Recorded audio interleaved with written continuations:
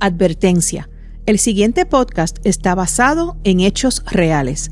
Algunos de los casos aquí presentados aún están sin resolverse. Todas las opiniones, conjeturas o hipótesis expuestas a lo largo de los episodios no constituyen en ningún caso acusaciones hacia los individuos mencionados.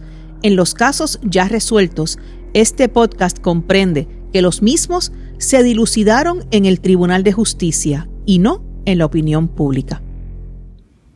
Hola criminautas, soy Silvia Batista. Gracias por estar aquí. Puedes vernos por GW5 Network y escucharnos a través de todas las plataformas de audio.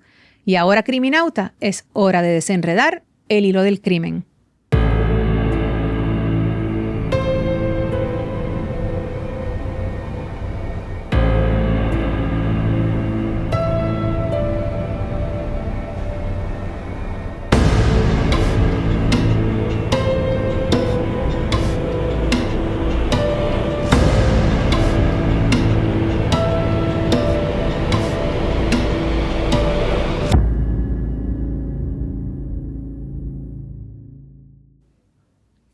Regresamos a Ay Bonito, Puerto Rico. El 11 de agosto de 2025 se comenzó a escribir una historia de dolor e incertidumbre en la historia de Puerto Rico. Una pelea que escala, un objeto punzante y una comunidad mirando cómo el caso se parte en versiones. Hoy, en el hilo del crimen, recibimos la visita de dos criminautas muy especiales para mí. Lali Miranda, química forense, y nuestro criminauta investigador privado Fernando Fernández, para desenredar desde la ciencia y desde la investigación el caso de Gabriela Prats. Bienvenidos, Lali y Fernando. Qué bueno estar aquí otra vez. Yo estoy bien contenta. Gracias. Yo estoy bien emocionada. Al fin pude conocer de frente a Lali. Tengo de vuelta a nuestro ya criminauta, ¿verdad? Por excelencia, ya son tres episodios que te tenemos aquí. Bueno, de verdad que sí. Para mí ha sido un placer estar aquí. Me gusta mucho el vibe del podcast. De verdad que sí. Gracias. Como siempre, les pregunto si está bien con ustedes que comencemos con un resumen. Como ya les dijimos, vamos a comenzar con el caso de Gabriela. Claro. Siempre doy un resumen. Le estaba contando a Lali y a Fernando. Fernando ya lo conoce, porque pienso que hay gente que siempre se suma y hay gente que quizás no está tan al tanto. Pues hacemos un resumen cortito y vamos a ir con ello. Les voy a hacer preguntas y vamos a ir hablando súper chévere. Claro. Vale. Vamos allá. Ok. Gabriela Nicole Prats era una adolescente de 16 años, residente en Ay Bonito, como ya dijimos, quien estaba a punto de cumplir los 17 años. La madrugada del lunes 11 de agosto de 2025, tras una actividad de fin de verano en el pueblo de Ay Bonito, se desató una pelea cerca de la medianoche en el desvío Roberto Colón, intersección con la PR-14, a minutos del cuartel de la policía. En medio del altercado, Gabriela recibe alrededor de 11 heridas de arma blanca. Creo que fueron 11 en total, ¿verdad? Perfecto. Sí. De 11 heridas de arma blanca. Un amigo de 16 años, del cual no hemos tenido más noticia desde los hechos, también resultó gravemente herido. Ambos llegan al Hospital Menonita de Ay Bonito, donde Gabriela muere poco después. El patólogo luego indica que la causa de muerte fue una herida que perforó el corazón, pero esto lo vamos a hablar ya mismito con ambos de nuestros invitados. En la investigación inicial, agentes del CIC de Ay Bonito y la Fiscalía entrevistaron a testigos, ¿verdad?, los que estuvieron allí presentes. Rápidamente se identifica a varias personas de interés. En la prensa se mencionaron 6 mujeres, entre ellas 4 menores, que creo que decían que eran entre 16 a 17 años, y 2 adultas de unos 20 y tantos años. No obstante, hasta el momento, solo hemos visto acusaciones contra 2 féminas. El 19 de agosto, el Departamento de Justicia anunció el arresto de Elvia Cabrera, de 40 años, y de una de sus hijas, Antonieshka Avilés Cabrera, menor de edad en aquel entonces. Ambas son acusadas por asesinato en primer grado y violaciones a la ley de armas por la muerte de Gabriela. En el caso de Elvia, una jueza determinó causa para juicio en vista preliminar. Luego, la abogada criminalista Mayra López Mulero se sumó a su defensa y radicó una moción de desestimación, alegando ausencia de prueba para vincularla contra el delito y violaciones también al debido proceso. No obstante, tanto el Tribunal de Primera Instancia como el de Apelaciones dictaminó no dar lugar a la desestimación de cargos. De igual forma, el Tribunal Supremo de Puerto Rico declaró no dar lugar a la petición de certiorari, espero haberlo dicho bien, y a mociones solicitando auxilio de jurisdicción para paralizar los procedimientos ante el Tribunal de Primera Instancia de Aybonito. O sea que le han dado luz verde al juicio contra Elvia. En el caso de Antonieshka, la defensa alegó que su facultad mental es la de una niña de 10 años, pero el 17 de septiembre el Tribunal de Aybonito determinó que conforme a la regla 240, Antonieshka no estaba procesable en ese momento. Luego llegamos al 15 de octubre, cuando la honorable jueza Paola Morales del Tribunal Superior de Aybonito determinó que sí Antonieshka estaba procesable en el caso por el asesinato de Gabriela Nicole Prats. Y entonces sería juzgada como adulto. Hace unos días, la jueza Cristina Córdoba Ponce del Tribunal también de Aybonito encontró causa para juicio contra Antonieshka, imputada, como ya les mencioné, por el asesinato de Gabriela. Antonieshka enfrenta también cargos por asesinato en primer grado y violación a la ley de armas. Ya les di un mega resumen. Muy bueno.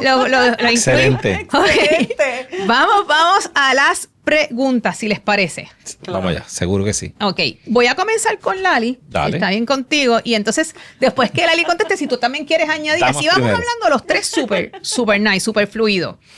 Ok, mira, Lali, aquí yo tengo que sé que no tenemos mucha información sobre evidencia forense, estoy clara, ¿verdad? Pero en términos generales, para ir aprendiendo un poquito sobre el tema, ¿qué evidencia química o biológica, no? Pues yo sé que lo tuyo es forense, eres Química forense. Química forense. Científica de laboratorio. Me encanta. Nosotros podemos hacer de todo en el laboratorio. Ok, perfecto. Pues, ¿qué evidencia química o biológica es más común en un caso de arma blanca? O sea, yo me explico. ¿Qué es más común? Que haya sangre, que abran fibras, que haya residuos, transferencia, ¿qué? Pues mira, realmente en un caso por arma blanca es uno de estos casos en los que uno puede encontrar prácticamente de todo. ¿Por qué? Porque es un ataque en el que hay un contacto bastante cercano. No como por ejemplo cuando es un arma de fuego, que puede ser a distancia. Un arma blanca requiere más de el contacto físico, ¿no? Okay. Y entonces, no sé si ya, probablemente Fernando ya lo había mencionado antes porque lo menciona mucho. Uno de los padres de la ciencia forense, que es Edmond Lockhart, estableció un principio de que nadie puede entrar a una escena o irse de una escena sin dejar algo con él o llevarse algo consigo, igual que la transferencia de material biológico. ¿Me entiendes? Cada vez que uno tiene contacto con alguien, uno transfiere de su persona a él. O sea, yo ahora mismo le doy la mano a Fernando, ¿verdad? Yo le estoy transfiriendo ADN de contacto a Fernando y Fernando a mí. Uh-huh. A mí me hacen una prueba de ADN ahora mismo en la mano y podrían, esa es la palabra clave, podrían encontrar material genético de Fernando, ¿no? ¿Y es posible que se sepa que fue por transferencia? O sea, si te sacan y dicen, sí, mira, hubo por transferencia. Sí, que eso es lo que se llama la regla de transferencia, ¿no? Okay. Si dos personas que estuvieron en una pelea física, como fue en el caso de Gabriela y de estas otras personas que tuvieron contacto, cada uno, ¿verdad? Con las personas con las que pelearon, porque recuerda que esto fue un motín, aquí hubieron varias peleas, ¿no? Se supone que exista, pues, un ADN de transferencia. También se pueden transferir cosas como fibras de la ropa, se pueden transferir, pues, huellas latentes en el arma, si es que se logra incautar el arma, ¿no? Aquí, en este tipo de ataques así con arma blanca, por lo general, tú puedes encontrar desde fibras, huellas, y cualquier transferencia de ADN, ya sea por el sudor, por sangre, obviamente. Sí, por la cercanía. Para mí la sangre yo creo que es crucial, sí, porque cuando hay este tipo de pelea que es a través de cuchillo, ¿verdad? Y empieza la sangre a salir, es lo que menciona Lali, la transferencia, ¿verdad? Y entonces podemos encontrar salpicaduras de sangre en la ropa del victimario, del que produjo. Y en ocasiones también vamos a encontrar transferencia, que es que yo tengo sangre y empiezo a tratar de limpiarme, ¿verdad? Claro. Cometí el hecho, a lo mejor hasta yo me puedo cortar, y entonces toda esa sangre, pues, se va a regar, también puede caer gotas en el piso y podemos tener una idea de dónde las personas estaban ubicadas, ¿verdad? Con la narrativa de los testigos. Pudiéramos tratar de recrear esa área por los patrones de manchas de sangre. O sea que es que... Y aquí... Pero ahí es la importancia de llegar rápido a la escena. Claro. Asegurarla. Todo eso es sumamente importante. Claro. Lali me mencionó lo de que aquí hubo, y ya lo habíamos hablado tú y yo, varias peleas. Estaban pasando varias cosas a la misma vez. Y yo no sé si esto que te voy a preguntar ahora, me parece que sí lo habíamos tocado en otro de los episodios, de que cuando hay varias personas y versiones, cómo se construye una línea de tiempo que pueda ser verificable. O sea, ¿qué recursos se utilizan para poder ver que lo que tú me estés diciendo realmente yo pueda confirmarlo? Primero debes de empezar partiendo de todo lo que es directo y objetivo, que no es a través de otra persona. Por ejemplo, cámaras en el lugar, tienen fecha y hora. Momento de llegada al hospital, tiene fecha y hora. Metadata de los celulares de comunicación, tiene fecha y hora. Todo lo que tú tienes fecha y hora lo vas acomodando en la línea de tiempo y después entonces empiezas a corroborar la versión con los testigos. Que te diga a qué hora salió de aquí, a qué hora llegó al lugar, más o menos cuánto duró la pelea, y tú puedes ir teniendo una idea y ir empatando esa línea de tiempo. Es complicado porque en este caso hubo 3 peleas. Al principio decían que solamente fue una, pero la realidad es que mientras salen los testimonios, ya hemos llegado a la conclusión, que era lo que habíamos dicho al principio, de que aquí se formaron 3 peleas. La pelea inicial fue entre Paul Miriani, que tiene de pareja a Karelin, si más no equivoco, porque son tantos nombres también que a veces... los nombres son un poquito... Un árbol genealógico de todas las... Exacto, para poder entender, ella hizo un árbol genealógico muy bueno, está en tu página, ¿no? Sí, eso iba a decir, criminautas, yo quiero que vayan, tú usas TikTok principalmente. TikTok, ¿verdad? Y está anclado en la parte de arriba esa información sobre los nombres y quién queda de cada quien, está anclado en mi página. Tu árbol genealógico. Sí. Porque al principio se me hizo difícil también lo de los nombres. Son unos nombres un poquito complicados y como es pueblo chico, ¿verdad? Infierno grande, como dicen por ahí. Sí. Todo el mundo se conoce. Y estás como Lali Miranda. Miranda Forense. Para que la busquen. De verdad, tanto que siempre les digo que a Fernando que lo busquen y a Lali, por favor, busquen eso porque nos va a ayudar a desenredar el hilo de este caso. Sí, pues la primera fue Miriani con su hermana Fabiola. Correcto. Ellas son hermanas de parte de papá y de mamá. Ok. Y la discusión tenía que ver con la pareja de Miriani que se llama Karelin. Y ellas no quieren que esté con Karelin. Exacto. Y entonces ahí es que empieza los golpes. Pregunta que les hago. Karelin es... Algo que no quiero que se me olvide, importante. En pelea de mujeres, ¿qué siempre hay? ¿Qué? Alones de pelo, aruñazos, todo eso. Si eso existe, el principio de Lockhart debe de aparecer en las uñas de la víctima y de las personas que estuvieron involucradas allí peleando. Claro. Porque hasta el momento lo que yo tengo más o menos son como 14 féminas y 3 caballeros. O sea, hay tres muchachos. O sea, y en pelea de mujeres, las mujeres siempre van a buscar jalar pelo y a la cara, mientras los hombres somos un poquito diferentes al momento de pelear. ¿Ves? Okay. Así que en ese aspecto entiendo que es crucial la evidencia de transferencia que debe existir en la víctima y probablemente en otros sospechosos. El problema es que literalmente cuando empiezan a entrevistar a los otros sospechosos ha pasado mucho tiempo. O sea, ya ha pasado hasta horas. La gente se lava las manos, se cambia la ropa. Sí, eso era para haberlo hecho en el momento. Claro, porque un detalle sobre el ADN es que el ADN bien preservado te puede durar literalmente siglos. ¿Ok? Por eso es que tenemos antropólogos buscando ADN de las momias de Egipto, todo eso, porque bien preservado tú puedes tener ADN por cientos de años y miles de años, pero por otro lado, si yo tengo ADN, yo ahora mismo le di la mano a Fernández, tengo de su ADN en mi mano, yo voy al baño, me lavo con agua y jabón y hasta ahí llegó el ADN. Entonces esa también es la importancia de procesar rápido. Y la sangre se filtra entre las uñas. Las féminas tienen uñas hechas. Sí, claro. O sea que...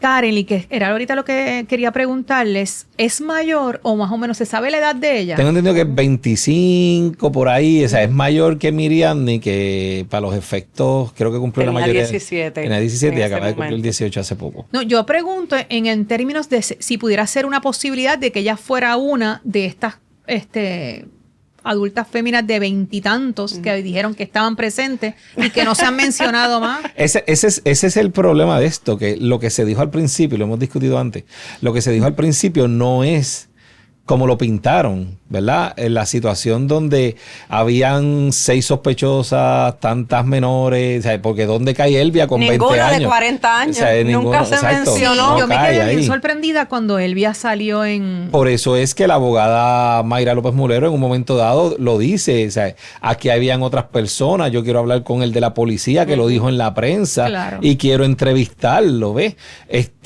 Así que, ¿verdad? Como que no hace sentido. Lo otro se dijo, no, que agarraron a la mamá mientras ella veía, que apuñalaban a su hija y la agarraron para que no pudiera hacer nada. Esa Otra teoría caída. Esa retórica ha caído, o sea, eso no es así. Todavía está la gente indignada y ¿verdad? Con razón, porque pues es una cualquier muerte es indignante, Claro, y era una niña. pero lo que ocasionó esta avalancha de indignación en las redes y en todas partes es esa retórica inicial que no se ha vuelto a discutir. No, de hecho se desmintió. Sí, eso ya. De hecho se desmintió y después se dijo que no, que realmente no fue que la aguantaron, era que ella estaba también Peleando. en otra pelea. Lali, ¿cómo se puede trabajar un caso sin el arma en términos forenses? O sea, ¿cómo? Porque el arma no está. O sea, y se dice que es como de 5 pulgadas, pero, ¿verdad? ¿O voy equivocada? Sí, lo que pasa es que ellos incautaron un arma. Pero después entonces durante la investigación se descubre que esa arma pues aparentemente no es el arma que se utilizó.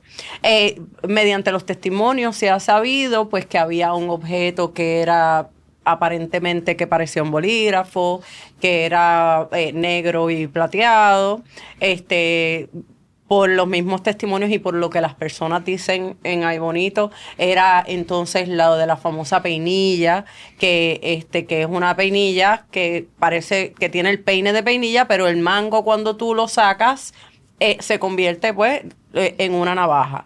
Hay personas que dicen que la peinilla era negra, otras personas que dicen que había una peinilla rosita, que probablemente, hasta donde sabemos, puede que hayan existido las 3 cosas. No sabemos, porque es que no lo incautaron. Entonces, oye, ¿verdad? Yo no había pensado en esa posibilidad. Se han hablado de tantas posibilidades de armas blancas y quizá es que había... Quizás había más de una. Claro, Fernando hizo un experimento. Sí. Lo puedes ver en las páginas de Fernando. Yo también lo subí a mi página, en cualquiera lo pueden ir a ver, en el que Fernando utilizó un pernil, que es un pernil o un lechón, como le decimos acá en Puerto Rico. Se parece bastante a la consistencia, ¿verdad? La piel. A la piel y todo, a la de un ser humano. Y él trató varias de las armas, incluyendo el destornillador. Recuerdas que al principio se llegó a decir también de que quizás se había usado también un destornillador, y por medio de ese experimento llegamos a la conclusión de que era bastante probable de que el arma fuera, de hecho, lo de la peinilla. La cuchilla peinilla. La correcto. cuchilla peinilla, ¿ok? ¿Qué pasa? Cuando no hay, y este es el problema más grande que tiene este caso, que no tienen el arma. No incautaron el arma. Ya en varias ocasiones los abogados defensores, tanto de Antonieshka como de Elvia, han dicho que la evidencia de ADN es una evidencia exculpatoria. O sea, que eso significa que no deben de haber encontrado ADN Ni de Antonieshka, ni de Elvia, Pero estamos hablando de En la víctima. En la víctima. En la víctima, porque se habló incluso se habló específicamente del ADN que se le verificó debajo de las uñas de la víctima, que eso lo que hacemos es allí en el laboratorio, se le pasa un palillito, como un palillo de estos de naranja, se le pasa un palillito por debajo de las uñas, a veces se le recortan las uñas y se ponen como en un filtrito y eso se envía al laboratorio y se procesa de diferentes formas, pero sobre todo por ADN. Y tengo entendido que el ADN es exculpatorio, lo que significa que ese ADN probablemente una de dos. O no, o fue inconcluso, que no se sabe de quién es, ¿verdad? O que no es ni de Antonieshka ni de Elvia.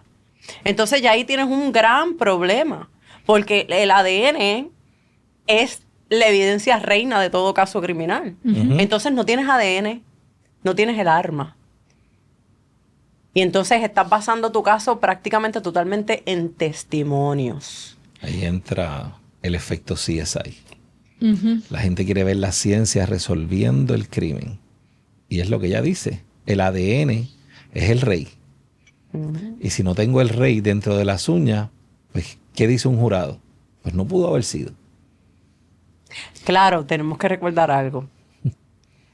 La ausencia de evidencia no es evidencia de ausencia. Me encanta. Pero eso es algo que lo sabemos nosotros. El ledo, el que está allí, que es jurado, no sabe eso, no entiende eso. Y yo rápido estaba pensando, porque decía, bueno, se le puede dar otra mirada, porque cuando salió que no había ADN, por ejemplo, de Antonieshka o de Elvia, que de Elvia nunca se ha dicho que tuvo contacto con Gabriela, así es que yo simplemente estaba pensando en, lo que se ha escuchado, ¿no? De Antonieshka y Gabriela, que no había ADN de Antonieshka en la víctima. Pero yo decía, ok, pero eso no necesariamente significa que no hubo. Quizás es que ella no se defendió, no la arañó. ¿Se sabe exactamente si ellas dos estaban peleando una contra la otra desde el principio? ¿O esa parte de quiénes estaban peleando contra quiénes no se ha establecido? Porque entre ella, bueno, hay una versión de que ella sale a defender a su hermana. Y entonces ahí es que las otras, las hermanas que es Antiani, Miriani... y Antonieshka, ¿verdad? Esas son son las hermanas. Entonces ahí es que van a Gabriela. Porque Gabriela defiende a la hermana y la hermana le estaba dando a una de las de... O sea, es que hace falta todavía un poco más de información, de testimonio para poder empatar el hilo, ¿no? Sí, no, pero yo lo que pensaba era quizás ella... ¿Ves? Lo que tú me estás diciendo, quizás ella entra ya la pelea comenzada contra su hermana. Estoy hablando en el caso de Gabriela, entra a defender a Fabiola, que se llama la hermana de Gabriela. No, Liz Mari. Y la mamá es Lisandra. O sea, tenemos que ir al perfil de Lali a buscar Mira, está la pelea entre Miriani con Fabiola, que son hermanas de mamá papá. Exacto. Porque Miriani tiene una pareja que se llama Karelin. Y Fabiola no le gusta la pareja de Miriani. ¿Ok? Miriani es la que llega. Las que estaban allí eran Fabiola con su amiga Liz Mari. Liz Mari es la hermana de la víctima, de Lela. De Lela. ¿Ok? Cuando ellas están discutiendo, Liz Mari se mete a intervenir por Fabiola con Miriani. ¿Me entiendes? Hasta ahí estamos. Sí. Hasta ahí vamos. Voy bien. La hermana de Fabiola y de Miriani, llamada Antiani, empieza a discutir con Liz Mari y ahí es que Lela se mete e interviene en la pelea de su hermana Liz Mari con la hermana de Antonieshka, Miriani y Fabiola, que se llama Antiani. Ok. Pero no sabemos esa intervención si fue de palabras o si fue física, porque quizás ella, por eso es que digo de que no hay evidencia. Yo entiendo que fue de física. Fue física. Fue física.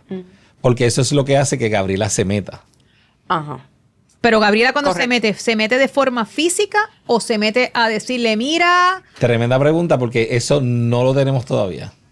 Sí, porque primero dijeron que ella se metió a separar, pero después también dijeron que intervino de forma bueno, que empezó Más a activa. pelear. Ajá. Porque si estoy entendiendo lo del ADN, ¿ves? Pues estoy pendiente, estoy haciendo mi ejercicio de estudio.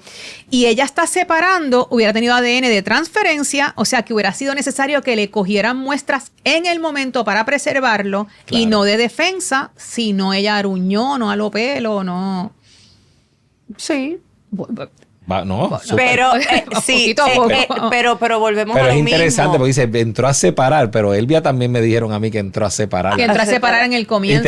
Y termina pasando la... O sea, Sí. eso es lo que no me cuadra, tú sabes. Claro, claro. No, y otra cosa, que ella, escuché también en uno de los testimonios que Elvia se pone a pelear con Lisandra por defender a una menor de edad, que es Gaba. Porque Pero Lisandra le entonces- estaba dando a Gaba. Porque Lisandra le estaba dando... Entonces, ¿cómo tú pasas de defender a una menor de edad que está siendo agredida por un adulto a toma, Ajá, quítale la vida a esta menor de edad? Ujú, ujú. No tiene coherencia. No, eso no tiene sentido. Sí, no hace sentido, exacto. No hace sentido.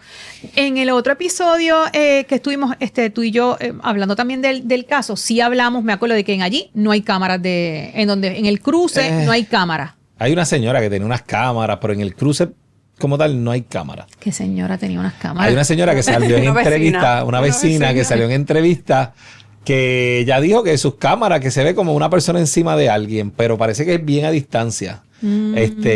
Pero cámaras en el mismo cruce como tal, como las cámaras que hay a veces en los semáforos Claro. o en los postes que pertenecen a los municipios, El no CCTV. hay. El CCTV. Exacto, no hay. Igual que tampoco hay como es un cruce, o sea, no hay, hasta donde tengo entendido, ¿verdad? Lo sabremos en estos días, si hay casas cercanas. ¿Me entiendes? Pero que todo eso le toca a la gente investigador del Lo caso. sé, por eso te pregunto, porque En quiero los hablar ambas primeros, cosas. en las primeras horas de la investigación, buscar las cámaras. Ujú, ujú, sí, y otra vez también hablamos de los teléfonos celulares. Ujú. ¿Se sabe si se incautaron teléfonos de todos los que estaban allí? Si tú sabes que hay como 15 personas allí, tú le quitarías el teléfono a todo el mundo, ¿verdad que sí? Sí. Para poder, porque es lo que te va a ayudar a empatar esa línea de tiempo y Claro. entender la comunicación entre ellos. Pues solamente le incautaron el teléfono o le pidieron el teléfono a 2 personas. Y creo que solamente tienen dos celulares, que son los que se analizaron.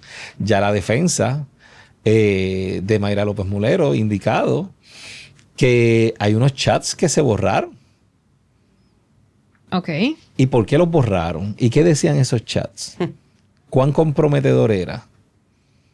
Y esas son preguntas que las personas, ¿verdad?, se hacen y que los investigadores y que todos nos tenemos que hacer porque ahí podía haber evidencia que ayudara a esclarecer esto mejor. Sí, claro, definitivamente. Pero no lo hicieron. No lo hicieron. Es fácil, porque estoy aquí pensando en términos legales. De hecho, hay una licenciada que pronto va a estar con nosotros, la licenciada Rivera Pacheco, que también nos va a ayudar, porque a veces que tenemos como unas lagunas en la parte legal y pues sabemos que ese no es nuestro expertise. Es fácil conseguir una orden para incautar el teléfono, o porque yo pensando aquí que quizás es que fueron donde un juez y el juez dijo, no, espérate, me tienes que demostrar que de verdad vale la pena quitar. Digo, yo hubiera dado. No Bueno, soy se supone que ni la abogada gente ni nada, pero yo hubiera investigador va dado ante un juez, le explica los hechos, Ok. le da toda la información, porque es importante incautar, ¿verdad? Porque le estás violentando la privacidad a las personas. Obviamente, si tú estás entrevistando personas, esos primeros que entrevisto, yo se los pido voluntarios, a ver cuántos primero consigo de manera voluntaria. De manera voluntaria. Claro. Y después empiezo, a los que no quieran, pues entonces trato de conseguir la orden. Para Claro. llevar. Ok, eso es que tenemos solamente 2 teléfonos celulares incautados, no habían cámaras salvo la de la vecina que me gustó. Y La eso, vecina estoy ahí que- está en las noticias, tienen que buscarla porque ella lo dice. O sea, y la vecina, mira, de esas cámaras de Sí. vigilancia antiguas que No, ves. porque tú sabes, aunque sea de lejos, hemos tenido, por ejemplo, Claro. el caso de Jensen Medina, se vio con una cámara, ¿verdad?, que estaba sumamente lejos. Exacto.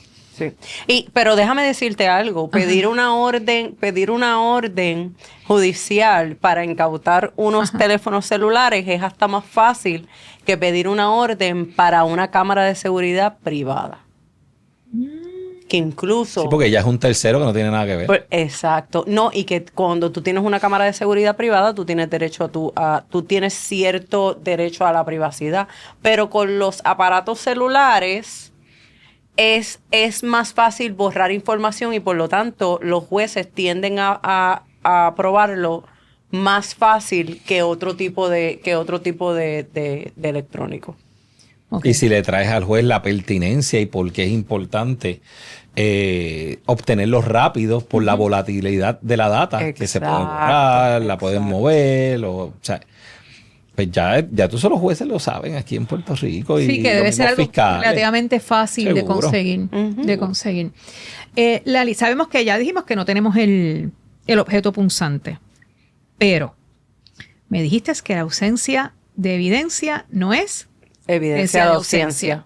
Ok, no es, pero si tú hiciste el ejercicio, posiblemente se tiene que haber, ¿verdad?, visto esto. Si yo estoy, ponle que esto sea el objeto punzante y estoy, porque las de estos iban de izquierda a derecha. Correcto. Y estoy... La principal, la que le perfora el corazón, va de izquierda a derecha, de abajo hacia arriba y de al frente hacia atrás.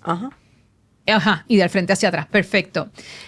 En mí, no está el objeto, pero en mí, como agresora, no queda si me corto o sangre de la víctima. Ok, sí. No es ley. Y yo quiero dejar esto bien claro. Sí, por favor, déjalo bien claro. Porque después aparecen unos por ahí. No es ley, pero es lo normal es que cuando tú atacas a otra persona con un arma blanca, es normal, es común que tú, como atacante, te cortes las manos en unos lugares bastante específicos. ¿Ok? Hay que dejar eso bien claro. No todos los objetos cortopunzantes van a tender a crear heridas porque eso va a depender mucho del material del objeto. Por ejemplo, en el experimento que hizo Fernando, el bolígrafo hubiese sido bastante probable que se cortara porque no solo era pequeño, sino que tengo entendido que él me explicó que era bastante resbaloso. El material. El material. Sí. Sin embargo, por ejemplo, si es un arma de cocina, un cuchillo de cocina que es en stainless steel, es bien probable que se resbale. Pero, por ejemplo, hay cuchillos que tienen un agarre, un como agarre de goma, así que es una superficie adherente con la que no necesariamente te tienes que cortar. Ahora bien. Y te lo dicen, mango antirresbalante. Correcto. Sí. Entonces, ¿qué pasa con este tipo? Sí es lo normal, no es ley. Tenemos entendido que Antonieshka sí tenía cierto patrón de heridas en su mano. Algunas personas dicen que eran más bien como unas raspaduras. También hemos escuchado que tenía unas heridas como tipo paralelas. ¿Ok?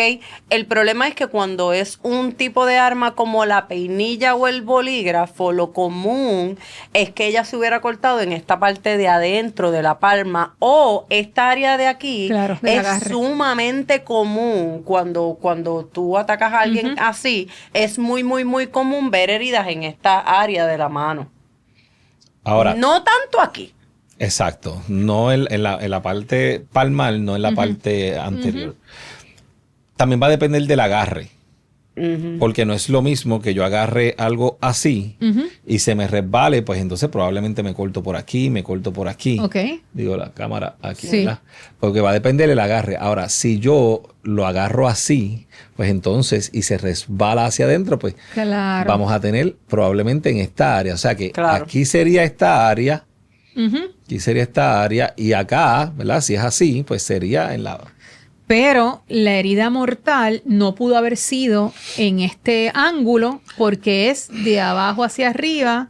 Exacto. Ahora. Digo, y de izquierda, y de izquierda a derecha. De abajo hacia arriba, de izquierda a derecha. Entonces, la situación con esto, y tengo que ser un poquito claro. Esto está interesante. Y es que el patólogo todo lo dice ligeramente. Ajá. Ligeramente de izquierda a derecha, ligeramente de abajo hacia arriba. Entonces tenemos que tener en cuenta, ¿verdad?, la posición del corazón en el ángulo que está el corazón. El corazón, asumiendo que este es el corazón, ¿verdad? Este es el ápice del corazón. El corazón no está así. El corazón tiene un poquito de inclinación. O sea que una persona que tal vez apuñale así pudiera tomar el ápice del corazón. Pero ¿qué él nos está diciendo? Que es ligeramente de abajo hacia arriba. Pues entonces yo tengo que asumir que si es de abajo hacia arriba es así. ¿Ves? Sí, digo, tampoco hay que pensar que que las 11 puñaladas fueron, no se ha especificado si fueron por una sola persona, y que esa persona, de haber sido una sola persona, que va a utilizar el mismo movimiento las 11 veces. Claro, no necesariamente. No, exacto. No, va a depender de cómo la persona... En un momento dado se dice que se cae un objeto. En el testimonio de Miriam, en el caso de Elvia, en la vista preliminar, se cae un objeto y lo coge Antoniska con la mano izquierda y apuñala a Gabriela, que no está haciendo nada. No se está defendiendo, o sea, está inmóvil. ¿En el piso ya? En el piso ya. Y la apuñala en el área de la cadera con la mano izquierda. Pero en el mismo testimonio de Betsaida Caratini, en la vista de Elvia, ella lo que dice es que Antoniska agarra con la mano izquierda a Gabriela contra un vehículo y con la derecha la apuñala. Entonces, como no vemos los gestos que están haciendo los testigos porque no los enfocan, pues no sabemos si el gesto es así o si es así. Claro, no podemos ver el movimiento. Habría que estar allí o que alguien que estuvo allí no en el día de los hechos, en la vista, pues nos indique cuál es el movimiento. Pero Fernando, ¿cómo tú das una puñalada ligeramente de izquierda a derecha con la mano derecha? Claro. No hay forma. Sí, no, esa parte... Esa es la parte forense. Esa es la parte que necesitamos que nos explique. Claro. Bueno, o tendríamos que ver lo que más o menos en el ángulo que estaba yo pensando ahorita, sí, ok, bueno, que ella, la persona, si es que una sola persona fue la que dio las 11 puñaladas, no cambió la mano en algún momento. O el ángulo de la persona que está viendo la pelea. También. El ángulo, porque acuérdate, lo hemos hablado, efecto de visión de túnel. Yo estoy viendo esto aquí, pero no estoy viendo qué está pasando acá. Y me estoy a lo mejor enfocando aquí, pero alguien me golpea, pierdo lo que está pasando. Entonces de repente, adiós, pero Lali tenía una cuchilla, ahora no la veo y ahora el otro tiene otra. Ah, pues se la pasó. Pero ¿se la pasó o es que había otra y tú estabas enfocado aquí y no te diste cuenta? Claro. ¿Sabemos si la víctima tuvo algún golpe en la cabeza o eso no se ha visto en la... Tiene una herida. Gabriela tiene una herida en el área derecha. ¿Pero de contusión o de...? Es inciso cortante. ¿Sabes por qué pregunto? Es inciso cortante en el área derecha de la cabeza. Pregunto por ese testimonio de que ella estaba en determinado momento en el piso sin hacer nada, pensando que de algún haya perdido el conocimiento y por eso es que tampoco tenía ADN defensivo. Claro, lo que nosotros pensamos es que algo mayor ocurrió antes de ese evento. Antes de ella estar... O sea, si ella está inmóvil... Es porque ella o estaba en el proceso de ella fallecer. Que hablan de que tenía decoloración. O sea, creo que hay uno de los testimonios que decía que se veía blanca o se veía azul. Y que estaba monga. Estaba monga, exacto. Entonces ya ahí tú dices, bueno, entonces ya en ese momento ya tú no te estás defendiendo. Exacto. Y tenía heridas defensivas. Tenía heridas defensivas. La del brazo es una herida defensiva. Sí, la del brazo es una herida defensiva. Ella sí se defendió. Ella se defendió. Es que en determinado momento de la pelea tiene que haber habido un evento mayor que la niña, ¿verdad? Que la víctima quedó inconsciente y como quiera se continuó la persona que haya sido la agresión. Claro. Recuerda que estás en una pelea, son varias peleas a la misma vez y tú no estás pendiente de que déjame dejarla porque ya no se mueve. Claro. Tú estás en la emoción del momento y estás en modo pelea. Tienes la adrenalina sumamente alta y no estás pensando bien lo que... probablemente ni siquiera se dio cuenta. Inclusive Miriam dice que ella pateó. Correcto. Ella pateó y pateando le dice, creo que es al novio que la levante. A la novia que la levante. Yo con los testimonios tengo, ¿verdad? Este problema. O sea, vamos a partir de la premisa de que aquí todos queremos que se haga justicia y Claro. Ajá. O sea, aquí la única víctima es Gabriela, Lela. Y queremos justicia para ella. Claro Bueno, que sí. déjame Pero- añadir algo antes de que sea. Queremos justicia para ella, pero no podemos ajusticiar personas Claro, que a no eso sean, iba. porque entonces ya no es justicia Claro, tampoco. a eso iba. Ese es el Y- pero Correcto. que iba a Y por eso es decir. todo este proceso tan importante. Tan importante, exacto, exactamente. Eso es lo que decir, el pero que no es pero de que queramos justicia para ella. A lo que voy es, tengo problemas con los testimonios de distintas personas. Cada vez que ella dice eso, Fernando y yo nos reímos. Porque es que si hay varias peleas a la vez, si yo estoy peleando con Lali, Ujú. quizá yo tengo aquí algo periferal y puedo ver lo que tú estás haciendo, pero no puedo tener certeza. Sí, pero si cierras no vas a ver el chispetazo. No, Fernando. Mala mía. Fernando, Mala mía. no. Ese es otro caso. Está bien, no. Otro Dale. caso. Ese es Un otro caso caso. distinto. Ese es el caso del biólogo, pero nada, sí, exacto. Tienes toda la razón. Hay una visión periferal, pero bajo el efecto de adrenalina es otra cosa. Es otra cosa, o sea, y búsquenlo, se llama efecto visión de túnel, donde tú estás tan enfocado en algo que olvidas lo que está pasando a tu alrededor. Pues yo te iba a preguntar, una de mis preguntas era si se sabía si hay testigos neutrales, de testigos que no estuvieran, o sea, estoy en la pelea, pero yo no estoy participando de ninguna de las tres peleas. Bueno, Betsaida Caratini, Bueno, tremenda pregunta. Lo que pasa es que ahí volvemos. Ella menciona a Betsaida Caratini. Lechandra. Exacto. Pero son personas que de X o Y participan de algo. No, tal vez a lo mejor lo que tú quieres decir con testigo neutral es alguien que estaba para allá abajo en la esquina y vio. Exacto. Ajá. No, yo hasta donde sé, no, pero hay un montón de testigos que... Porque yo te soy bien honesta, si yo voy a un sitio, yo veo que hay una pelea, yo no soy, o sea, yo me retiro, me asusto, me voy. Yo no estoy diciendo que eso sea lo que está bien. Claro. Lo que Claro. voy es que, ¿verdad? En mi forma de ser, eso es lo que... Y yo quizás me alejo y estoy mirando lo que está pasando, pero no voy a participar. Claro. No hubo nadie. Hasta lo que tengo entendido, no sé si hay algún testigo de cargo que sea a distancia. Por ejemplo, esa misma señora que tiene una cámara allá, ¿verdad? Que salió en las noticias. Pero hasta el momento lo que hay son testimonios de los participantes. Y esto a mí me trae también, ¿verdad? La lógica te dice, porque al principio iban a acusar a más personas y todavía siguen diciendo, no, que vamos a acusar a más personas una vez esto acabe. Claro, porque son los mismos que los necesitas que te testifiquen para poder encauzar el delito mayor, que es lo que quieren. Claro. ¿Me entiendes? El problema de este caso también es que tienen muchos testigos y yo prefiero dos testigos que me den una misma versión y no tener 20 testigos con 20 versiones diferentes. 20 ángulos diferentes. Y sobre todo que tengas porque es que 20 personas te van a decir 20 historias diferentes.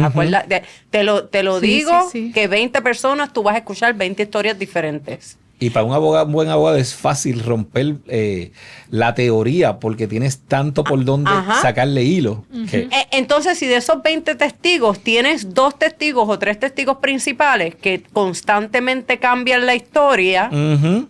Tú tienes otro dicho que a mí me encanta, que es que las personas... las personas mienten, omiten y exageran. exageran. Por eso yo no creo en nadie. Yo creo en lo que la ciencia puede probar. Y en este caso, sin ADN, sin huellas, sin arma. Esto es algo que vamos a ver quizás en el juicio o que ya se sabe que no hay nada forense. O sea, podemos tener la sorpresa de que Fiscalía diga tenemos tal cosa y que no haya salido hasta ahora, que sea una carta que La ellos- ropa de la víctima, que pueda tener sangre de alguna de ellas. Eso podría ser. La ropa de la Pero víctima. entonces ella llegó al laboratorio, pero los ella abogados de llegó a la defensa han morgue dicho, perdón que te desnuda. interrumpa, ella llegó desnuda. La víctima. Sí. Eso yo no lo sabía. Eso lo dijo en la audiencia eso lo dijo el patólogo en la audiencia en la VP de Antonievska, que ella llegó sin ropa y sin zapatos. ¿Dónde No está la sabemos, ropa? no ¿Dónde está la sabemos. ropa y los zapatos? No sabemos O si sea, tiene la llegó ropa y los zapatos. a la autopsia, a hacer la autopsia. O sea que quizás entonces... ¿No sería en el proceso de incautación que cuando se la dan al patólogo llega sin ropa y a lo mejor Bueno, que la tenga los investigadores. Los investigadores es lo único. Porque él dijo que quien estaba a cargo de quitar la ropa a las personas que llegan en esas condiciones era su técnica. Y la técnica no quitó ninguna ropa. Él dijo claramente que ella llegó sin ropa y sin zapatos. Y todavía no se ha mencionado si esa ropa la fueron a buscar al hospital. Eso podría ser una buena pieza de evidencia. Claro. Si la tienen. Si la tienen. Igual tienen. La ropa de otros participantes. Claro. Amén. La pregunta es... si ¿La tienen? ¿La tienen? ¿No la tienen? ¿Qué hay con eso? Mira, el testimonio de los testigos se ha probado por años que es el menos creíble porque tiene sesgo. Tiene otros factores que influencian lo que la persona está diciendo y la persona puede recurrir a construir en su mente por analogía cosas o la persona puede estar influenciado por lo que ve. Una de las cosas que al principio se dijo era que era un objeto tipo bolígrafo que medía aproximadamente de 2 pulgadas a 3 pulgadas, dicho por Betsaida Caratini. Correcto. Después ahora en la BP de Antoniesca dice que mide 5 a 5.5. Pero es que yo hice un video donde medimos la cuchilla peineta y se ha estado diciendo que la profundidad de la herida es de 5 pulgadas o más para llegar al ápice del corazón. O sea, y la pregunta que todos nos hacemos, ella tuvo acceso a esta información y entonces empieza a dar otra versión en su testimonio. Por eso es que el testimonio de los testigos debe de ser corroborado inmediatamente, número uno, y respaldado por la ciencia. Y tú también tienes un dicho que me encanta, que dices que tiempo que pasa, verdad que huye. Postulado de la investigación criminal. Y todo caso se gana o se pierde en la escena del crimen. Si la escena del crimen está mal procesada, como el caso del biólogo que lo estuvimos hablando aquí, pues mire los resultados. Si la escena fue bien trabajada y está todo en orden, pues hay una alta probabilidad de ganar el caso y poder hacer justicia. Dale, ahorita mencionaste algo de un resultado inconcluso. ¿Qué significa eso? Cuando dicen, ok, yo analicé esta pieza de evidencia y es inconcluso. Okay. ¿Qué es eso? Lo que pasa es que la ciencia forense tiene 3 resultados. Es, no es o inconcluso. Okay. En el caso de las cosas, de los resultados inconclusos, pueden ser varios factores. Y uno de los factores podría ser que la pieza de evidencia o que la evidencia esté, por ejemplo, degradada y no se pueda sacar, por ejemplo, un perfil genético suficiente como para hacer una comparativa con algún ADN ya conocido. En este caso, sabemos que se le pidieron pruebas de ADN o se le tomaron muestras de ADN a varios de los implicados, incluyendo testigos.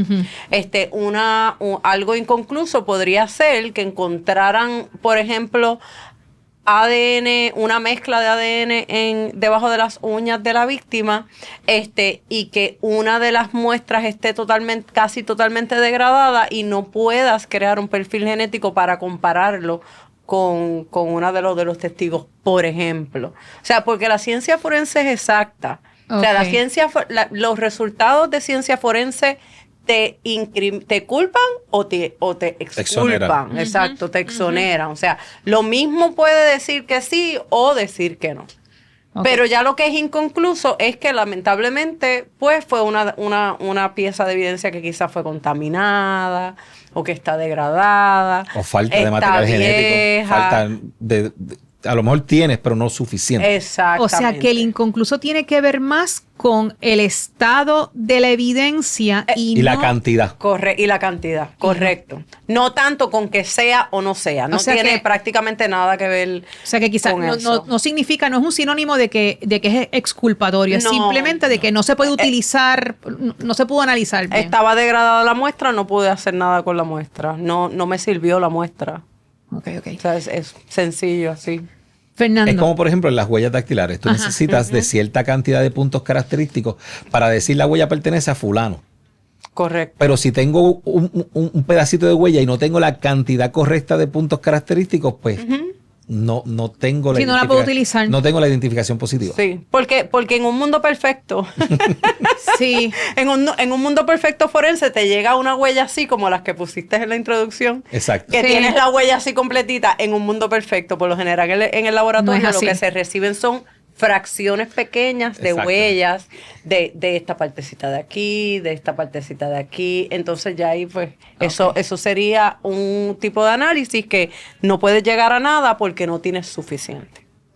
En el caso ya de las dos que están, tanto de Antonieshka como de Elvia, ya pasamos de vista preliminar y van a juicio. Correcto. Te pregunto, Fernando, ¿qué huecos suelen aparecer entre lo que se dijo en vista preliminar? O sea, porque hay evidencia que pasa de la vista preliminar. Yo creo que se necesita no tanta evidencia para que... Para BP, que la persona haya sido, que probablemente esa persona haya sido la que haya probabilidad. Que haya probabilidad de que esa persona cometió el delito. Eso, cuando decimos BP es vista preliminar. BP y BPA es vista preliminar en alzada. En alzada. Que eso lo hacen los fiscales cuando no están complacidos con el resultado de la BP. Exacto, que si de momento el juez dijo no al lugar para juicio en una vista preliminar, pues entonces ellos pueden ir en alzada. Correcto, Y un segundo presentan turno más al bate, evidencia. para decirlo un así. segundo turno al bate. Correcto. ¿Qué huecos suelen aparecer después en un juicio? O sea, se utilizó esta misma evidencia en la vista preliminar, pero entonces cuando la presento no está tan testimonio. Testimonio. Tú ves el testimonio que o construye en su mente lo que pudo haber ocurrido, número uno, o exagera, añade por el efecto de sesgo. El sesgo es aquello donde tú estás tratando de quedar bien hacia tu causa. Estás parcializado, en otras palabras, ¿verdad? Eso es algo que se da mucho con los testimonios, porque la persona también asocia. Por ejemplo, como dijiste ahorita, yo estoy aquí y asocié que alguien pasó para allá, pues yo asocié que iba para allá a apuñalar porque lo vi que pasó con una cuchilla, pero a lo mejor pasó para allá para tirar la cuchilla y que nadie la usara. Claro. Entonces, esas asociaciones empiezan a florecer. Sí, los prejuicios del testigo. Empiezan a florecer en el juicio cuando están bajo interrogatorio, que te dicen sí o no, no me explique, sí o no, no me explique. ¿Ves? Porque entonces la persona quiere empezar a explicar Claro. y no te lo dejan hacer. Mira que yo no entendía por qué los contrainterrogatorios de la defensa decía, pero es que no les tiene que ser sí o no. Sí o no, no me explique. Como decía Adán Carlos en el caso del biólogo, sí o no. Y si tú tratas de explicar, yo no te pregunté eso, conteste lo que se le está. Conteste sí o no. Sí o no, a diferencia de los interrogatorios de la fiscalía, que son preguntas abiertas, donde tú haces la pregunta y puedes abundar, y de la misma pregunta que tú digas, yo te puedo seguir haciendo más preguntas. Cuando pasa contra interrogatorio es diferente, porque ahí lo que estamos buscando es lo que ya yo sé, que me dijo mi cliente, lo que yo sé de la investigación y cómo voy a rebatir los puntos claves de lo que tú estás diciendo con preguntas de sí o no, para o confundirte o aclararte algo que a lo mejor tú no percibiste y lo estás diciendo, y de repente te están haciendo sí o no y te dicen, espérate, es verdad, en tu mente, ¿verdad? Es verdad, esto es no, no es sí. Entonces la gente tiende a querer explicar en el banquillo de los testigos. Y hay otro tercer turno al bate que le toca a la fiscalía, que ahí, si ellos entienden que tú quedaste mal, ellos te van a tener la oportunidad de volverte a preguntar para que entonces tú expliques. Y después está el recontra, que ya es otra vez al final, el abogado otra vez hace el tema. Pregunta. Es intenso. Es intenso. Es Sí, es intenso. intenso. Es intenso. Es intenso y interesante porque, por lo menos en la parte del interrogatorio de la defensa, cuando la persona tiene que contestar sí o no y no puede explicar, cuando tú explicas, tú tiendes a mover las manos, entiendes a acomodarte. Cuando es sí o no, tú estás bajo presión. Y empiezas a ver las microexpresiones en la cara, las macroexpresiones. No. Sí. Sí. Y empiezas a ver todos esos gestos. Entonces, la gente que está viendo dice, esta tipa está mintiendo. Sí. ¿Me entiendes? No, y otra cosa que quería añadir y que lo hablé, no sé si lo hablé contigo o si lo hablé con Fernando, he hablado todos estos días, he hablado mucho con los dos. Algo bien curioso que se trata sobre los testimonios en este caso, ¿verdad? Es que algo muy curioso es que algunos testigos, y voy a coger otra vez, ¿verdad? El ejemplo de Betsaida Caratini, lo siento mucho, ¿verdad? Pero es que es el testimonio que más ha llamado la atención por la cantidad de inconsistencias que ha habido en su testimonio. A ella se le hizo una declaración jurada el 14 de agosto. El crimen pasa entre el 10 y el 11. El 14 de agosto son, ¿cuántos? 2 días y medio, 3 días del evento, ¿ok? Pero, por alguna razón, el 17 de octubre... que han pasado ya varios meses, ella recordaba más detalles de lo que recordaba el 14 de agosto cuando se le hizo sus declaraciones juradas. ¿Ok? ¿Qué es lo que nosotros vemos? ¿Cómo nosotros lo vemos? Quizás no todo el mundo lo ve así, pero por lo menos Fernando y yo inmediatamente lo notamos y nos llamamos y nos dijimos, ¿tú estás pensando lo mismo que yo? Claro. Ella está llenando huecos en su historia con lo que ha escuchado en estos meses, ya sea en las noticias, en la calle, en redes sociales, porque es muy, muy, muy difícil que 3 días más tarde del evento tú recuerdes menos cosas de lo que recuerdas meses más tarde. La ciencia ha establecido que cuando tú tienes la memoria más fresca es al momento de los hechos. Sí, claro. Mientras pasa el tiempo, la memoria olvida. La memoria no incrementa con el paso del tiempo, ¿ok? Tú puedes tal vez pasar por ciertos procesos que te pueden ayudar a recordar cosas, pero en un testimonio el momento más importante es cuando está en caliente, cuando más rápido yo te logré entrevistar y más rápido, más fresco están los detalles en tu memoria.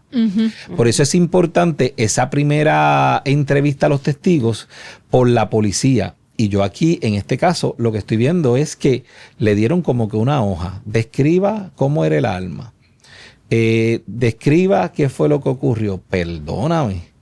Ahí tiene que haber alguien haciendo preguntas y abundando. No dejarlo para que la persona en una declaración jurada lo escriba. La declaración jurada se hace al final, cuando ya tenemos todo claro y se le da al testigo. Y el testigo lo lee y dice, pero aquí falta aquello. Pero falta lo otro. Ok, volvemos a reescribir lo que falta. O sea, pero tú no le das un papel para que la persona escriba inicialmente. Tú tienes que entrevistarlo. Tú tienes que llevar ese proceso cognitivo de la persona a hurgarle la mente para que en ese momento se recuerde y te diga las cosas. Tú sabes que en historia tenemos ¿verdad? En la disciplina de la historia se dice que uno hace acercamientos al pasado. Y lo menciono porque cuando estamos hablando de la memoria, está lo que se llama historia de la memoria y cómo pues la gente relata las cosas. Y hay veces que lo único que tú tienes es ese testimonio. Y tienes que estar bien claro como historiadora, como historiador, que lo que tú estás haciendo es un acercamiento al pasado, porque no hay tal cosa como un reflejo del pasado y un reflejo de la verdad. Por esto mismo que estamos hablando. Algo que no se me olvide, que me preguntaste ahorita, los huecos. Los huecos. La cadena de custodia. De lo que tengan. Correcto. ¿Fue bien manejada? Correcto. Ya vimos en un caso que la cadena de custodia en muchas ocasiones se desaparecen cosas. Dios mío. Se desaparecen cosas y después aparecen otras. ¿Ve? Y entonces esa cadena de custodia de cómo se manejó esa evidencia fue la adecuada, se preservó, cómo llegó al laboratorio en el caso de que sea científica. ¿Quién la custodió? ¿Por cuánto tiempo? ¿Dónde está ahora? ¿Está bajo llave? ¿Está tirado en un escritorio? Eso se maneja todo con numeración. Todo eso, hay unos formularios de la policía que tú tienes que ir llenando y poniendo las cosas tal como tú las recibes, a quién se la diste, se firma y se mantiene esa cadena de custodia. En muchas ocasiones se impugna la cadena de custodia. Se puede impugnar también, por ejemplo, el expertise de la persona que está manejando la evidencia. ¿Es un rookie o lleva 10 años o lleva 3 años? ¿Quién es? La posición que tiene, los estudios, el conocimiento, cuántas veces ha hecho eso. Todo eso se trabaja. Es mucho detalle, mucho detalle. Todo eso es de la parte de la defensa, parte que de es la lo que defensa. están pendientes para... Acuérdate que aquí le están velando los derechos al acusado. Sabemos que la víctima necesita recibir justicia, pero como dijimos ahorita, no podemos hacer justicia haciendo una injusticia. Eso está bueno. Correcto. No puedo hacer justicia haciendo una injusticia. Eso está bueno, eso está bueno. Lali, Vamos Ese a eslogan patentarla también. Tenemos varios ya. Me Ya gusta, tenemos tienen varios, ya tenemos dichos. varios. Me gusta. Lali, en el área, entonces, yéndonos al área de la fiscalía. Yo tengo una ropa, ¿no? Hay evidencia de ropa con sangre. Ajá. ¿Cómo uno puede analizar esto? O sea, me explico, no es el proceso de analizarla, de cortar un pedazo de tela Ok. y cosas a las que no tengo conocimiento, pero hay forma de saber si es que salpicó sangre porque pues yo ataqué a alguien y tengo sangre o porque me pegué, porque quizás entonces yo que traté fue de socorrerte Claro. y yo me acerqué al cuerpo. O sea, Claro. hay forma de ver. Sí hay. Sí. Sí hay. Sí hay y hay varias personas, o sea, y como te dije al principio, en el laboratorio forense, siempre y cuando tú tengas un bachillerato en un hard science, ya sea biología, química, etcétera, que una vez tú eres científico forense, tú puedes llevar a cabo cualquier tipo de análisis en el laboratorio, ¿ok? Pero siempre hay los especialistas, personas que se especializan en cierta área. Por ejemplo, yo, como ya cuando yo estudié investigación forense, ya yo era química, pues ya mi área de trabajo iba a ser por default, como decimos, la química forense. Ok. En el caso de la química forense, en Estados Unidos, nosotros mi especialidad se supone que sea, por ejemplo, los casos de arson, que son los casos de fuego provocado, porque los químicos es como, o por ejemplo, la antropología forense, que son los que se encargan de los huesos. Sí, de la osamenta. Exacto. Hay unos especialistas que son especialistas en patrones de manchas de sangre específicamente. Estas personas lo que hacen es analizar escenas de crímenes, ya sea por ir a la escena, que es lo menos común, lo más común es por fotografías, por eso es que en una escena del crimen se toman tantas fotografías para que una persona como esta, que es especialista en esa área, por medio del patrón de manchas de sangre, ya sea en una escena, en una pieza de ropa, etcétera, ellos pueden de esa forma reconstruir una escena. Y por medio del patrón de manchas de sangre que se crea tanto en la ropa de la víctima como en la ropa del victimario, tú puedes determinar si esa persona, si el atacante estaba de frente a la víctima, si estaba al lado de la víctima y alguien más la hirió y las gotas de sangre que cayeron fueron porque la persona estaba al lado de la víctima más no enfrente. Si la atacó de los ángulos que la atacó, si la persona es derecha, si la persona es izquierda, si la persona fue que vi a Fernando herido y está muriendo en mi brazo y yo lo abrazo y le digo contra Fernando, o sea, y lo estoy abrazando. El patrón de manchas de sangre que se formaría en mi ropa por yo darle auxilio a Fernández es muy diferente a un patrón de sangre que se formaría si yo me acerco con un arma de fuego, porque si yo me acerco a él con un arma de fuego y le hago un disparo, el tipo de manchas que se va a hacer en mi ropa son manchas de sangre de alto volumen. De alta velocidad. De alta velocidad, perdón, de alta velocidad. Ok. Porque eso es lo que se crea en medio de un ataque como Son ese. diferentes a los ataques con objetos contundentes. Totalmente diferentes. Y diferentes ataques de cuchilla. Una de las cosas que menciona Lali, para abundar un poquito, cuando por los patrones de sangre tú puedes tratar de determinar si la persona es izquierda o es derecha. Existe lo que se conoce como el desecho, cuando la persona, en inglés es cast off, el cast off, pero en español le podemos decir el desecho. Cuando yo, por ejemplo, apuñalo a una persona, ¿verdad? Hago este movimiento y está de frente a mí, hago este movimiento, cuando saco el cuchillo, eso va a generar un patrón de sangre hacia el lado de donde yo saqué el cuchillo, ¿verdad? Si hago así, puede ser en un mueble, en una pared, puede ser que un haya mueble, al puede ser una lado. pared. Correcto. Podemos saber si la persona inclusive está de pie. Las gotas de sangre cuando caen y son esféricas, la persona está a 90 grados. O sea, la gota cae a 90 grados, la persona está de pie. O sea, nosotros podemos determinar posiciones y lugares por los patrones de sangre. Ahora, hay algo que recientemente yo estuve buscando por el mismo caso de Gabriela, pero para el caso de la BP de Elvia, que fue lo que hice con el pernil y con los cuchillos, tanto la ropa como tal vez la herida inicial que tú le ves a la persona no determina la longitud del arma. Hay que hacer ya un procedimiento más extenso. Igual que la ropa puede estar totalmente rasgada y no necesariamente te da una idea de cuál es el arma. Esto es un estudio de Costello en 1990 y está en uno de los Forensic Journal. Y es importante entender porque a veces tú ves una camisa y la camisa está rota y la persona a lo mejor tiene 2 puñaladas.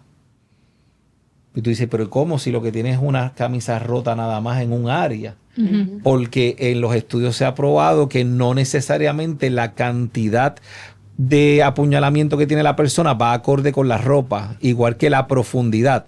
Un objeto, por ejemplo, de 3 pulgadas puede llegar hasta 4 pulgadas de profundidad porque la piel estira, depende el órgano que se encuentre en el camino, el hueso, cartílago y todo eso influye. Correcto. Ay, ven que son muchos detalles, son muchos detalles. Tú sabes que es lo interesante de esto, que por lo menos en mi oficina trabajamos en grupo. Y yo siempre le agradezco mucho a los que trabajan conmigo en mi oficina, porque cuando a mí se me pasa, ellos se dan cuenta. Y me ha pasado tantas veces. Y obviamente ustedes ven que soy yo el que vengo, que doy la cara y pues obviamente cojo el crédito. Pero la realidad es que cuando tú haces estos tipos de análisis, tú necesitas varias personas que te ayuden, inclusive para huellas dactilares. Cuando el técnico de huellas dactilares certifica una huella, ya 2 técnicos de huellas dactilares mínimo han analizado esa huella y han llegado a la misma conclusión antes de entregarlo como que es de la persona. Es que nosotros pensamos que esto es como Law & Order. No, esto no es Law & Order, ni es CSI Miami, ni CSI Las Vegas. Nada, ¿verdad? Mi parte favorita de estos programas de televisión es lo rápido que obtienen el resultado. Bien rápido. Sí. Los resultados están en minutos. Sí. Y resultados De exactos. un comercial al otro. Sí. No. Bueno, una última pregunta para los dos, ¿verdad? Porque yo he hecho mucha pregunta en cuanto a la investigación forense y en cuanto a la investigación general, ¿verdad? De los recursos y de las cosas. Porque yo me pregunto si y que ustedes creen, ¿hay poca o ninguna evidencia forense o están aguantando la evidencia? No, porque no pueden aguantar la evidencia porque le tienen que dar a la defensa lo que tienen, ¿verdad? Lo que pasa es que para BP tú no tienes que entregar todo. Tú tienes que entregar lo mínimo para probar que la persona pudo haber cometido el delito. Hay que ver el juicio. Ok, o sea que ellos, para hacer las acusaciones y para la vista preliminar, no necesariamente tienen que entregar todo lo que tienen. No. Bueno, ellos ya lo que entregaron, ya pasaron descubrimiento. Cintilo de evidencia. Cintilo, exacto. Después viene el descubrimiento de prueba en juicio. Correcto. Y tienen que entregar todo lo que tienen. Todo. Y ahí es donde los abogados de defensa tienen que correr. Porque realmente los términos son cortos y tú tienes que seguir haciendo tu investigación independiente. O sea que quizás sí hay algo forense que no tenemos conocimiento. Podría, Claro, claro puede que haber, sí. seguro que Puede haber, sí, claro. Puede haber evidencia forense. Lo que pasa es que sabemos que del ADN que hay es exculpatorio y sabemos que no hay arma. Claro, porque en estas vistas no es raro, pero se ha peleado mucho. Hay algo más, entreguen. Y no se entrega nada. Y no lo entregan, entonces se lo tienen que entregar a la fuerza y entonces cuando lo entregan, es que nosotros no entendíamos que no era exculpatorio. Pero la defensa entiende que le ayuda en su defensa. Pues usted lo tiene que entregar. Sí. Porque cuando vas para juicio, las partes ya tienen todo lo que se va a someter. No puede venir nada de sorpresa. En los juicios no hay sorpresas. No hay sorpresas. Todo lo que se sometió es con lo que se va. Y esto es importante entenderlo porque, por ejemplo, en otros casos se ha dicho, no, porque se tenían riña desde antes. Si al día del juicio el juez o se determina que no se va a traer nada de lo anterior, como por ejemplo que aquí se ha dicho que le tenían envidia a Gabriela, pero se determina en juicio, antes de empezar el juicio, de que nada de lo anterior se va a traer y solamente se va a traer lo que ocurrió el día de los hechos, pues entonces no los quiero a todos ustedes criminautas llorando, no, porque aquel que si le tenía gana, que si lo otro, se lo estamos explicando, le entendemos, ¿verdad? Y siempre es importante tener todo el contexto de la historia, pero por eso es que muchas veces lo que se dice en el juicio no necesariamente es la totalidad de los hechos que ocurrieron antes y después del evento. Correcto. Ahora bien, un dato importante es que la fiscalía está obligado a entregarlo todo. Brady Rule. Todo. La regla de Brady. Todo. Inculpatorio, exculpatorio, relevante, irrelevante, no importa, la fiscalía tiene que darlo todo. A diferencia de la defensa, que la defensa puede elegir, según su investigación, si ellos encuentran material inculpatorio a su cliente, ellos no están en la obligación de entregárselo a la fiscalía. Pero la fiscalía sí tiene que entregarlo todo. Y pero si tiene lo que entregar todo. Y si lo ocultan, rompe la regla de Brady. Ajá. Y le pueden quitar todos los cargos a la persona. Correcto. Okay. Además de buscarse un lío. Es ilegal. Claro, es ilegal. Pero tienen que entregar todo lo que van a usar en esa vista. Por ejemplo, En sea ese en la juicio. vista o sea en el juicio. Sí, todo lo tienen que entregar de antemano para poder Para que se pueda analizarla preparar y la prepararse, defensa. la defensa. Yo voy a hacer el para pensar y después volvemos. No se me vayan, no se me vayan. Para pensar. Definitivamente aquí queremos justicia para Gabriela. Pero hay algo que en las redes sociales nos han hecho olvidar, y es que la indignación no es evidencia y que una historia que se siente cierta no necesariamente es cierta. Cuando un caso está activo, cada detalle que se publica es apenas una pieza de lo que vemos nosotros acá. Y muchas veces ni siquiera es la pieza completa, sino el resumen de alguien, el recorte de un titular, un video fuera de contexto o una frase repetida hasta que parece sentencia. Ahí es donde se nos enciende la emoción, la rabia, el miedo, la compasión, la indignación. Y sin darnos cuenta, empezamos a buscar culpables como si estuviéramos buscando alivio. Porque señalar a veces se siente como hacer justicia, pero no lo es. Exigir justicia sin exigir recursos es como pedirle a alguien que levante una casa con las manos vacías. Investigaciones serias requieren tiempo, personal, equipo, adiestramiento, laboratorios ágiles, tecnología para analizar evidencia. Nuestra policía, quienes trabajan día a día en la calle por cada uno de nosotros, nuestros forenses que pierden noches analizando la evidencia que les suministran, nuestros agentes, nuestros fiscales, nuestro sistema necesita recursos para que no se atrase un caso, para no perder evidencia, para que no se enfríen pistas, para que la verdad no se vuelva más difícil de alcanzar. Aumentar recursos no es darle más por capricho, es invertir en procesos que protegen a víctimas y también evitan errores irreparables. Al final, una investigación bien hecha no es un lujo, es la diferencia entre un país que vive de rumores y un país que puede vivir de certezas. Para pensar. Y repetimos que aquí en El Hilo del Crimen queremos siempre justicia para la víctima. Yo quiero darle las gracias otra vez a ustedes dos por estar. No saben lo mucho que los admiro a los dos. Yo no sé si ustedes se recuerdan en el caso de Lali. Lali estuvo conmigo en el segundo episodio que cubrí del caso de Derek Rosa. Ya estuvo, ¿te recuerdas? Estuvo a distancia. Fue un caso muy mediático, en el cual hay muchas personas y que levantó muchas emociones y que nos insultaban. Y mire, realmente nosotros no nos alegramos de que ese crimen haya sucedido. Y aquí se tienden a desenredar los casos objetivamente, con empatía, pero objetivamente. Yo te doy las gracias. Gracias. Realmente me has ayudado tanto porque cuando yo no entendía algo, que yo se los he dicho a los criminautas, yo le escribo, mira Lali, sí, tal cosa. Y Lali siempre me responde. Así que gracias por estar y gracias por habernos visitado. Gracias me encanta haberte conocido y por fin te pude dar un abrazo.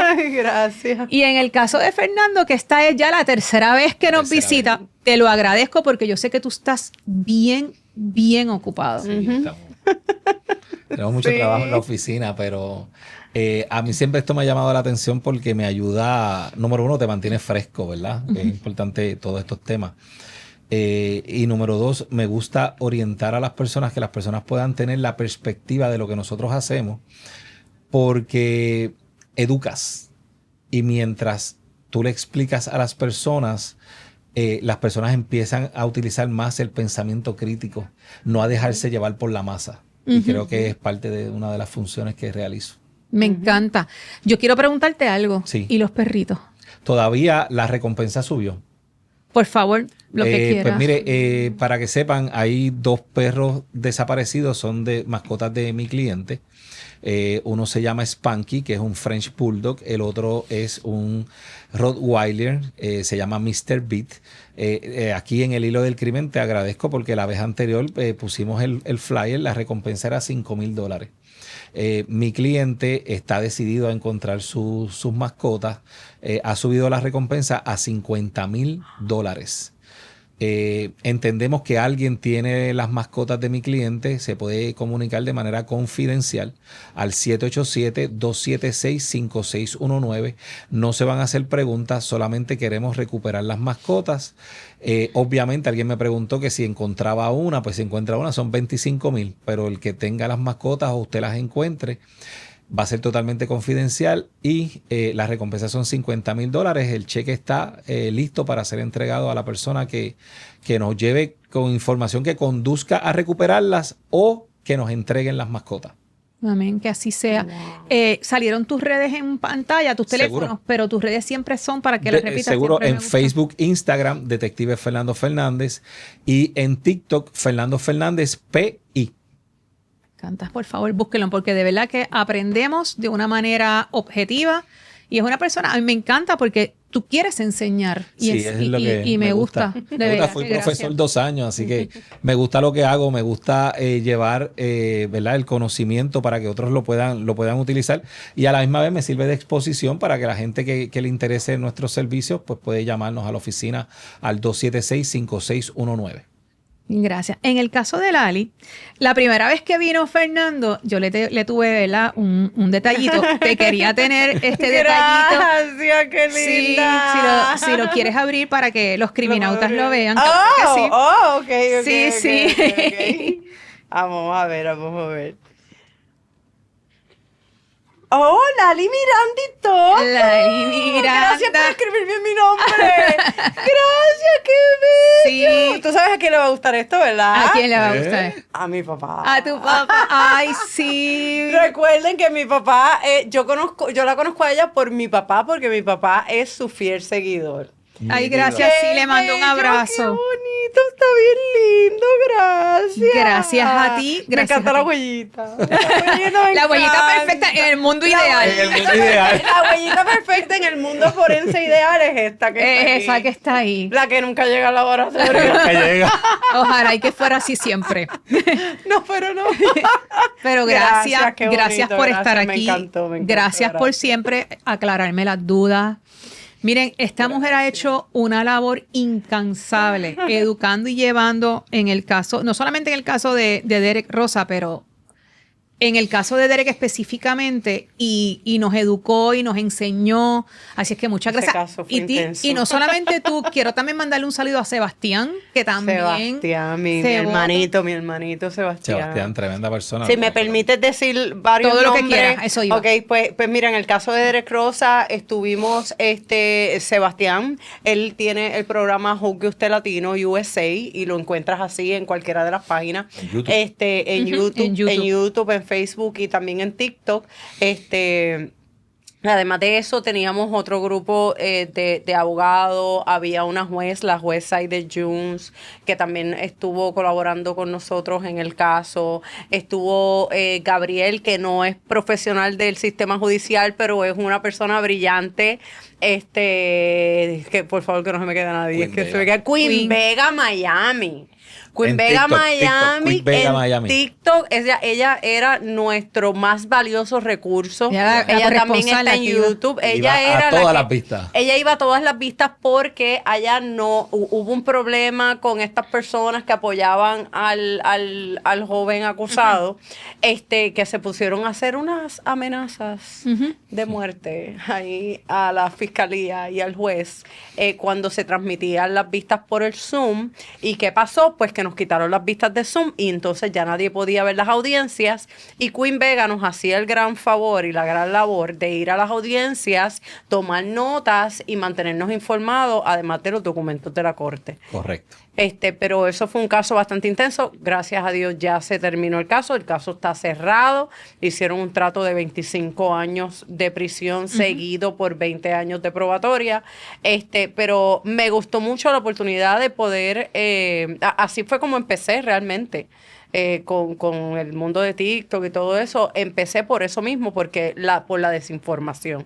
Y porque me dio como mucha lástima con personas que realmente querían entender el proceso y que no lo podían entender porque no son abogados, no son forenses, y me gustó mucho poder educar, enseñar a las personas sobre lo que yo sé, que no me cuesta nada porque ya el conocimiento ya yo lo tengo, y me gustó mucho poder ayudar a otras personas a entender el proceso, a entender cómo funciona la ciencia forense, y a meterse. Hubieron muchas personas que aprendieron muchísimo. Yo también aprendí demasiado. Es que eran como un dream team. De hecho, yo lo dije, yo creo que yo lo dije así. Sí. En un episodio, al final, yo los mencioné a ellos y les di las gracias yo creo que lo dije que eran un dream team. Sí, yo empecé en ese caso, pero después de un tiempo, como no se llevaba el juicio, yo le dije, yo no voy a seguir en el caso porque estoy repitiendo lo mismo que siempre digo, porque hasta que no vayan a juicio, sí,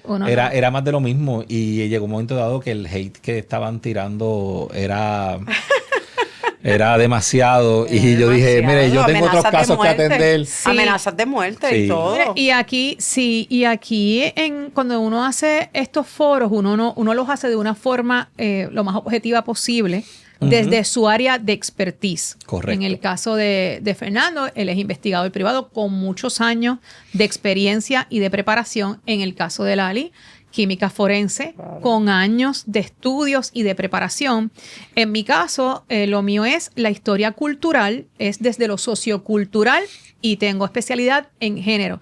Así es que uno no viene aquí a tratar de acusar a nadie, uno viene a analizar, a desenredar en los casos y a mirar las cosas lo más objetiva posible. Pero a ti, criminauta, que me escuchas, gracias por estar aquí. Yo siempre le doy las gracias por todos los episodios, por los comentarios que me hacen, por los casos que me piden que los investigue o que, ¿verdad?, que los analice. Yo doy las gracias a cada uno de ustedes. Recuerden siempre que pueden vernos por GW5 Network, que nos pueden escuchar por todas las plataformas de audio. A mis dos invitados, gracias nuevamente. Gracias a ti. Yo les digo ya criminautas, así es que yo no sé. Claro, claro que sí. A tu papi un abrazo, Gracias. dile que siempre lo recuerdo. Gracias. Y a tu esposo y a toda tu familia. Gracias. Y así es que igual a la tuya. Así es que muchas gracias y aquí a la orden siempre. Gracias, me encantó mucho. Hasta el próximo episodio, criminauta. Hasta luego.